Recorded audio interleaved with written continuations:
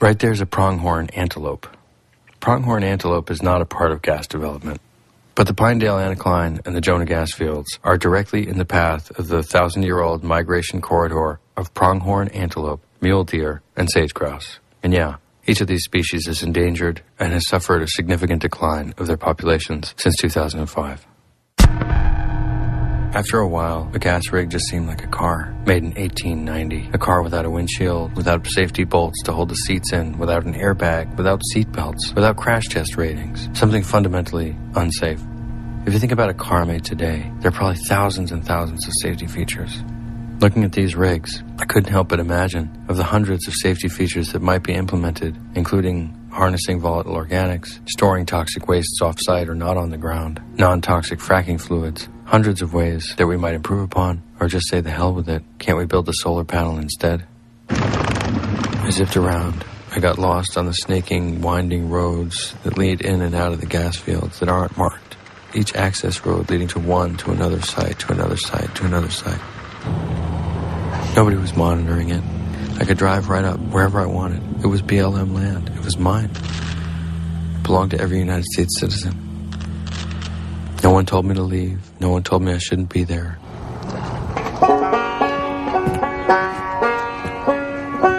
And apparently, there were no restrictions on banjo playing either.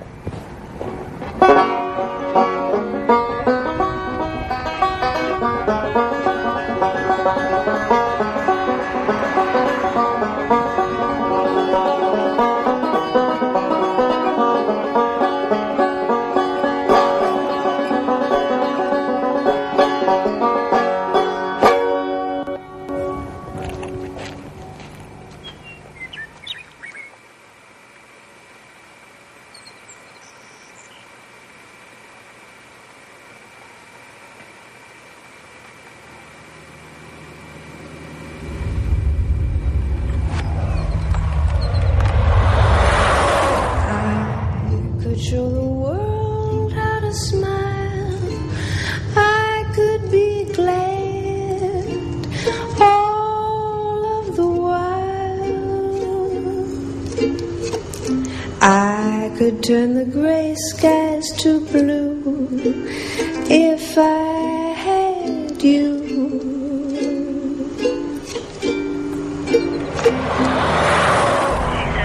Being hit in the temples with 2 2x4s, dragged herself into her truck and managed to get out, became violently ill, was violently ill all night. These people's healths are ruined. They can't function. They can't live in their homes anymore and go outside. Susan was wearing a respirator. The woman who had the brain tumors, aside from the fact that she's just a walking nightmare of a mess physically, can't work. You know, she's an invalid. I have tried to bring attention to these stories. Anytime media comes to town, they drop everything, they clear their schedules in hopes that what happened to them won't keep happening to other people. They know that their chance is over. I drove south from Wyoming to Colorado's beautiful western slope. Just to the east of Grand Junction, Garfield County has to have the best names of any county in the United States. The towns of Rifle, Rulison, Parachute, Silt, and Battlement Mesa were all part of one of the first populated areas to get a major gas rush. In less than a decade, the area became rapidly industrialized, with over 5,000 wells drilled. So going to Garfield County is like looking into the future of any area slated for drilling.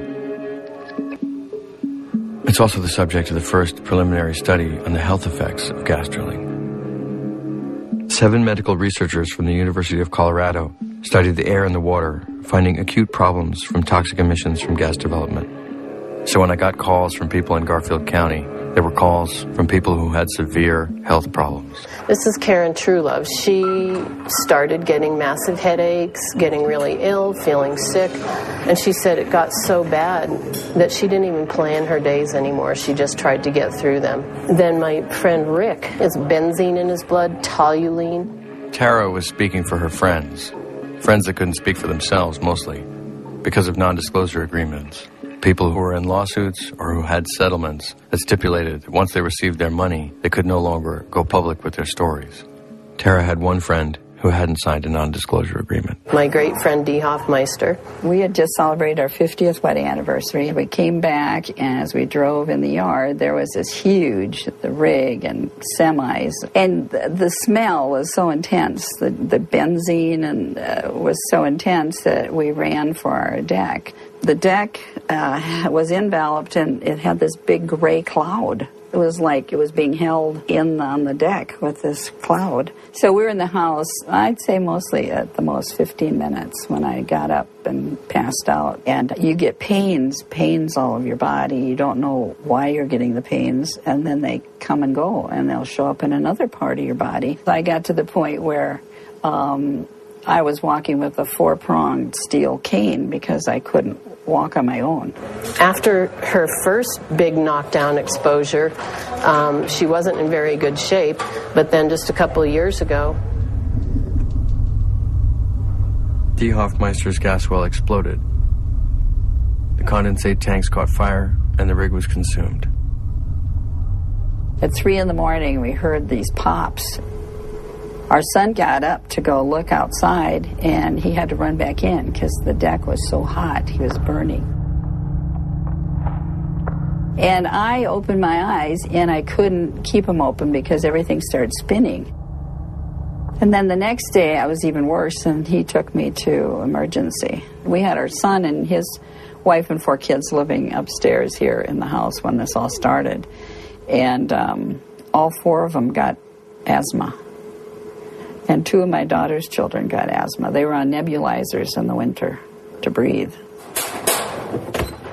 We had beautiful playgrounds, but we got to the point where you could never leave your kids out to play. I kept getting in car after car, hearing symptom after symptom. My first day in Garfield County, I did 16 hours worth of interviews. And then finally, I got a chance to sit down with Theo Colborn, winner of 5 Rachel Carson Awards, a Time Magazine Environmentalist of the Year, and Congressional Fellow. Her accolades are too numerous to count. We've begun to look at what's being used to drill a well, data that the government should be collecting but isn't collecting. We've been able to get our hands on some of that. Because of the exemptions, fracking chemicals are considered proprietary, like the special sauce for a Big Mac or the secret formula for Coca-Cola. The only reason we know anything about the fracking chemicals is because of the work of Theo Colborn. By chasing down trucks, combing through material safety data sheets, and collecting samples, Theo has identified 596 different chemicals in 900 chemical products. Every environmental law we wrote to protect public health is ignored. But the neurological effects are very insidious. 3 years ago, I started getting really dizzy. At first, you may just have headaches.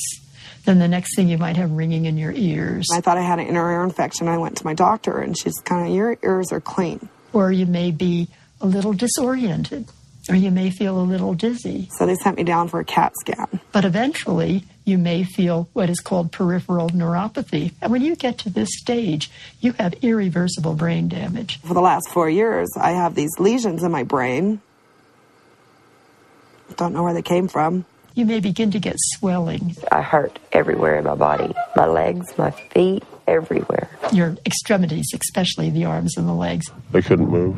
I couldn't reach my face to eat. And never know where the pain is going to be. The pain can be excruciating.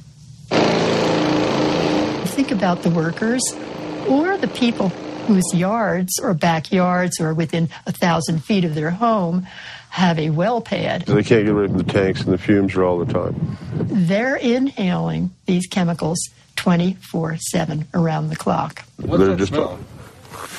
I don't know. I can't smell anything. And you lost your sense of smell, and so did he? That is one of the side effects of hydrogen sulfide exposure. I don't smell the cat box. That's a good thing. Yeah, for 2 years now, I haven't smelled flowers. Taste, I can't taste hardly nothing. I can taste salty and I can taste sweet. Salty, I can taste it. Sweet, I can taste it. But I don't get any of the subtleties or aromas of food. It's like all texture for me now. Yeah, it's not good. I go out and I talk to the bosses, the men who are overlooking what's going on, and even their supervisors, the public relation people that talk to us from the industry. They are so surprised. They look at me as if I'm crazy when I ask them, well, where are they mixing in the chemicals now? Oh, we're not using any chemicals. Well, if we are, they're safe. Even the bosses don't know what they're telling those men to handle.